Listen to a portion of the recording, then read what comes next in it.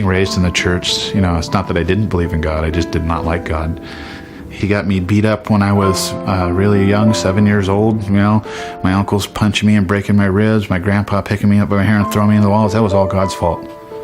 And then my dad preaching all this stuff about family and, sticking it out and being that man of God and all that. And then doing some of the horrible things he did and divorcing my mom and going away from the church. And,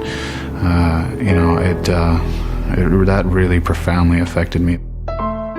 Things started to unravel in our family, at least for myself, when Steve was around 10 years old. I felt lost and lonely, and I didn't know what to do with myself, and I just started striking out at people and becoming very violent and mean and nasty. When he was 14 was when I started getting phone calls from Utah, Florida, just saying, "Hi, Mom, I'm in Florida and I need some money because I can't get home." He was out and about and doing things that he didn't share with the family. And I was always moving around so nobody would get close. But the groups of people I did hang around were really into drugs, a really violent crowd. He must have been about 16 years old when he finally left the house and didn't come back. Well, I've been shot, I've been stabbed, I've been beat up with golf clubs and baseball bats, I've been run over twice intentionally. Somebody did something really wrong to me, so I let my pride get in the way and I went and retaliated. I thought that, when he'd been arrested a couple of times, that would have been his rock bottom, that would have been mine, not Stephen. His rock bottom it was still to come. After I got out of prison, I just went right back into the same rut. I just wanted to love my children. I just wanted to have that unconditional love. And Stephen was always, then I started missing jewelry. When I was with them, I did a lot of messed up things to them, stole from them, whatever. Came home drunk and high, came home beat up and had my mom stitch me up because she's a nurse. So finally I just walked in.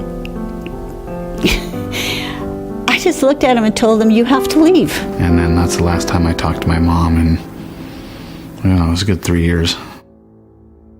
The one thing that I did get angry with Stephen about was the hurt that he caused my mom. I just couldn't take it. I actually was hospitalized a couple of times because I just mentally lost it. That caused her a lot of sleepless nights and a lot of heartache and a lot of tears. It just took such a physical toll on her. Her body just shut down. She was literally just unable to manage, and she was in and out of psychiatric facilities throughout my teenage life. And I know that was directly related to what I was doing. When I came back up from California, I thought, I'll go back up to Spokane. My kids are there. His ex-wife, I believe, took him in for a short period of time, found that his behaviors hadn't changed, and also felt that she was unable to live with those behaviors and asked him to leave. And so I ended up losing everything. He was out on the street and with nowhere to go. And my ex-wife, of all people, had brought me a pamphlet for the mission and said, well, maybe you need to go here. So, I walked a good 6-7 miles to get to the mission and never left. My mom and my sister, I remember when I graduated Phase 4, they were interviewed, and they had told you guys, Steve's reached out before, never for this long, but we're just waiting for him to mess up. Honestly, he's been through this 18-month program, but that's 18 months out of, 36 years? That's not much. And I come up here and I see all these people, "Oh, your son is so wonderful. Your son is such a beautiful man. Your son does all these wonderful things." And it's like, yeah. I've heard that, done that before. He's manipulative. He's a thief. He's a liar. I don't know what I can do to change it. And I honestly, still to this point, I don't trust him. It's like, wow. I mean, he believes his own lies. It's amazing. But now they're seeing what the Lord's doing in my life and how dramatically He's changed me and my family and what the mission does, to where, their belief is starting to come around. During all my escapades and everything, I've had a pretty successful culinary career, 24, almost 25 years. You know, even when I was in prison, I was running the prison kitchen, you know. So towards the end of my program, I said, well, you know, I really love cooking. It's my passion. And I had gotten a new passion for ministry. And I said, you know, why can't I use that for a ministry? He started working in the kitchen and worked his way up, eventually became a staff member, and we named him chef. So he has both parts. He can cook and he has a recovery background. I didn't ever think I'd be able to take my background and use it to help anybody.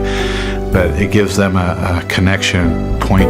The men feel safe talking to him because he has the same background they do.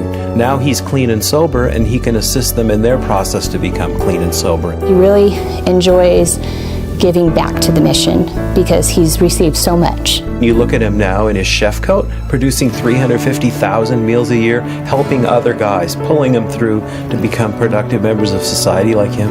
It's just unbelievable, really, what happened to him. So I think he's leaving his mark on the world. And that's definitely something for anyone to be proud of. The reconciled relationships with my children and my family have been huge, because I never thought those would, you know, happen.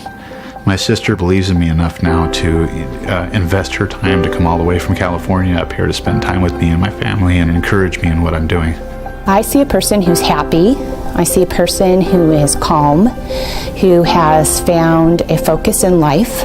He has become a good father. My mom is just, she's just ecstatic. This is my second time up here in the last year, and I have had so much fun that I have not had that kind of fun with my son in so long.